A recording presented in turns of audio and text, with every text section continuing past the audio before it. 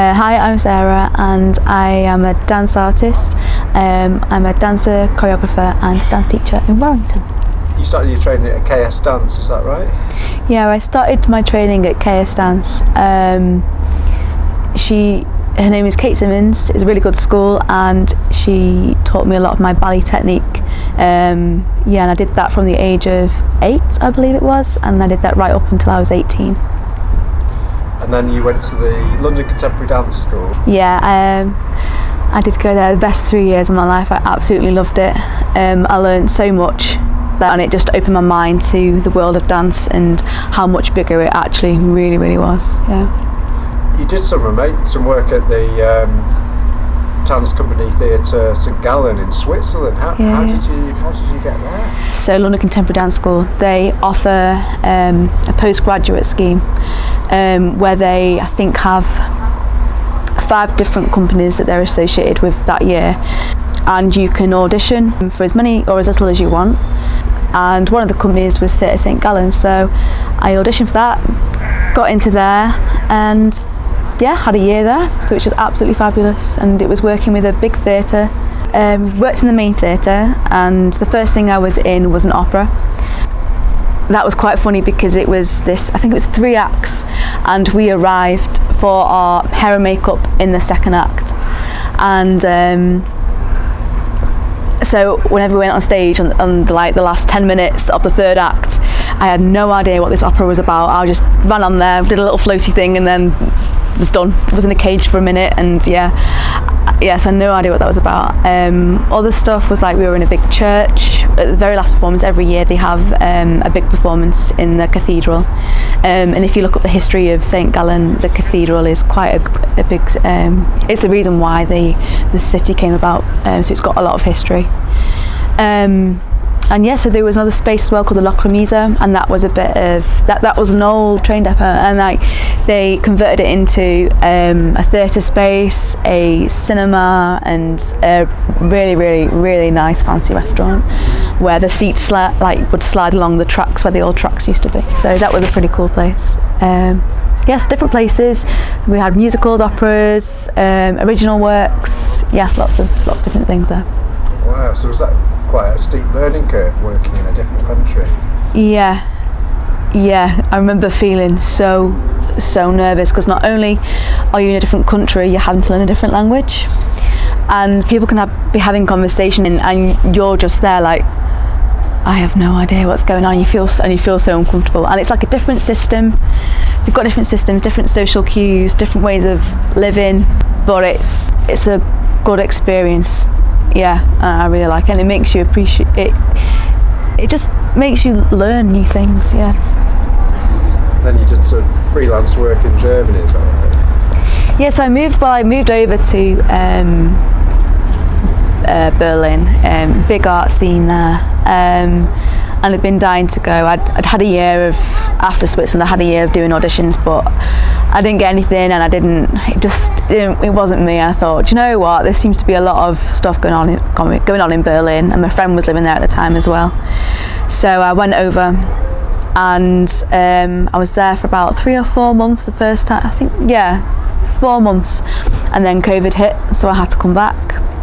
So I never actually got around to doing any dance work. I went to a lot of classes and things like that, but I had to get all my legal documentation sorted, and that I couldn't even start looking for work until I had all that done.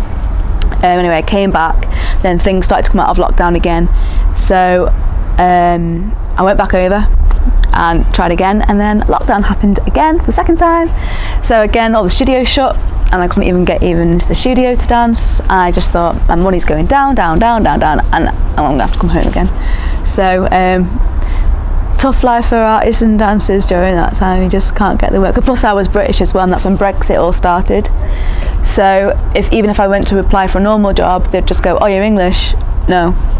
And it was like, okay. All right. You managed to do some really positive work when you came home, didn't you? You did the cow dance. That's the Wild West of Warrington. Yeah, I did the cow dance. So that's with my dad, 2 dads down my road, and another dad who's like a close family friend. It was a project created by a company in Portugal who had every month a new task.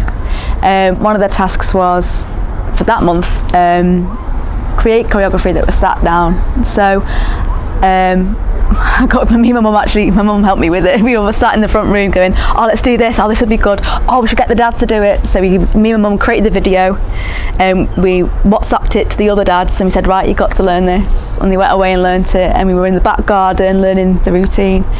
And luckily we found a farm, and they were just like, yeah, come down, use our hay bales, use the location, use it for free. Boom, got it filmed, got it done, got it sorted. And yeah, it was well, one, it was, I could do something arty. It gave me an opportunity to make some dance, make some work, but it also meant that it gave the dads a bit of joy during lockdown, and everyone else, if they saw it, it's something a bit fun, it just brightens up the day kind of thing. I was wondering how much persuasion it took to get them to do it, but it looked like they're having a lot of fun. Not much. Not much. It was just like, do you fancy doing this? And when one of them said yeah, then it was the rest of them were just up and going. Loved it. Did you get competitive about it? Kind of, yeah, a little bit. I don't know, not too. They wanted to get it right. I was very impressed with the commitment that they gave. I wasn't expecting that, but they went away, they practiced, they gave them corrections, they corrected it, and they were just, they loved it. Yeah, and it was nice to see them liking it as well. And you've done some work with some Warrington bands as well, haven't you? Yeah, Two Skies. So I actually went to school with the guitarist and singer Callum Bate. So I'd done some work with the guy who was in charge of like the filming production of it, and he said I need a dancer for this, and I said yeah, sure, cool, I'll get on there. And it turns out it's my mate Cal Bates' band, and yeah, they played at Rivfest, so it's good to be part of that, and it's nice to know that it's two Warrington creatives that are like coming together and doing stuff like that. So yeah. Well, that brings us on nicely to this year's Warrington Contemporary Arts Festival. Yeah. And this year it's all about Warrington itself. Usually we use Warrington Museum and Art Gallery, but that's closed at the moment for refurbishment. So one of the events you're involved in, Pas de Trois, it's an evening of contemporary dance choreography at Pas Bank on Winnick Street. So that's an incredible venue, isn't it? Yeah. Not a lot of people know about it. No, and I've been trying to promote it. So whenever I have had a meeting with someone, I'm like, can we go there? Can we go to this coffee shop? Can we meet up for coffee? Yeah, let's go here. So yeah, it's an incredible venue. And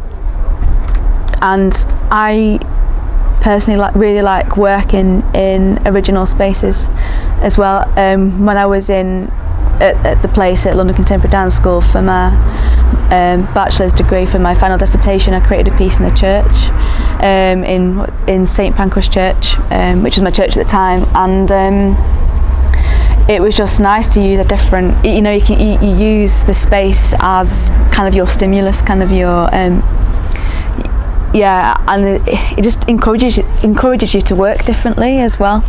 And I think such an incredible space, like the one at Pas Bank, I think, and it's in Warrington as well, which it's hard to get your head around, because you go in, it's just like so regal and so like it's absolutely stunning. And I mean, what an opportunity to get to perform in that kind of space, and it's on the doorstep for anyone that's in Warrington. Yeah.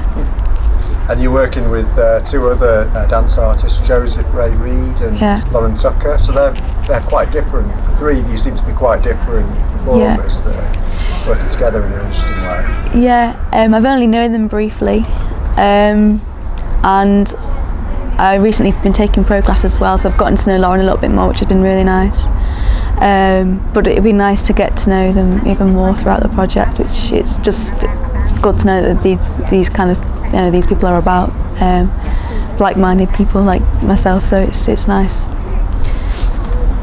How would you describe your style of dance? Style of contemporary dance, it can come in many forms, and I would say strongly that my style of dance, if I just do it by myself or if I improvise, is very different to how I would choreograph. Very often, if I'm working with other people when I choreograph, I kind of like to get to know the people that I'm working with and how they move, and I encourage their strong points and encourage their own artistic input in stuff as well a little bit, because I want my dancers to feel comfortable when they move. I know having come from ballet training, and this is not to disregard ballet in any way, because I think it's fantastic to have as a foundation in your technique, but it always felt like if I don't do it this way, then it is wrong. And it's just kind of like, well, what if I move like this? What if I did like that? But it's got no limitation on contemporary. So I'd say with my style, it just varies. It depends on, like with the cow dance, I can't put how I dance on the cow dance because that would just not, it just wouldn't happen. It wouldn't work. But I always continue to add to my movement vocabulary, if you like, depending on what workshops I've done, what classes I've taken. It's just adding those movements to your body all the time. Like for a bit I did some commercial heel classes at the Pyramid, also with a local dance artist, and again I never moved like that before, but you know what, and I wasn't the best at it, but I'll have a good go at it and put that again into how I move and stuff. I've actually got one more last thing to say. Yeah, it's just we're coming back to Warrington. It's definitely a big thing for me that to get dance and contemporary dance specifically known in our space, and it means a lot to me to be performing in my hometown. It's something, and to create work in my hometown, it's something I feel like I've always wanted to do since I was little. So to come back to Warrington, having been here, there and everywhere, and then to actually do this is, I think it just means a lot to me, and yeah, I'm really grateful for it, and big up Wazza and getting more stuff like this here, because yeah, defo. That's great. It must be amazing kind of going on your journey and learning all these things in all these different places, being able to bring it home. Yeah. I've always been dead proud of Warrington. Like everywhere I go, they go, "Where do you live?" Warrington, and they go, "Where's that?" I'm like, between Liverpool and Manchester. I'm like, no, but it's in Warrington. It's Warrington. Like I just bang on about it, but I do love it, and I always talk about it wherever I go. Yeah.